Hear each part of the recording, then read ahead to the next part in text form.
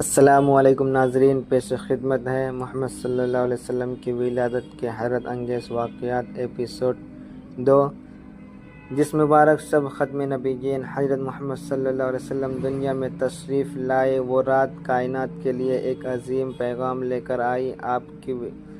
آپ کی ولادت کے ساتھ ہی مکہ کی فضا غیر معمولی خوشبو سے بھر گئی اور حضرت آمنہ رضی اللہ عنہ کے گھر نور ہی نور ہو گیا۔ حضرت آمنہ رضی اللہ عنہ نے ایک ایسا نور دیکھا جس میں دور شام کے محلات بھی روشن ہو گئے تھے، جو آپ کی شان کا پہلا اشارہ تھا۔ فارس کی وہ آتش زدہ آگ جو ہزاروں سالوں سے جل رہی تھی، یکدم ٹھنڈ پڑ کر بجھ گئی۔ بڑی طاقتوں کیسر کسریٰ کے غرور کے علامت، ان کے محلوں کے 14 کنگرے برج گر گئے۔ مقدس مانی جانے والی جھیل بحر ساوا خشک ہو گئی اور وادی ساوا میں لگے تمام بت منہ کے بل زمین پر گر گئے۔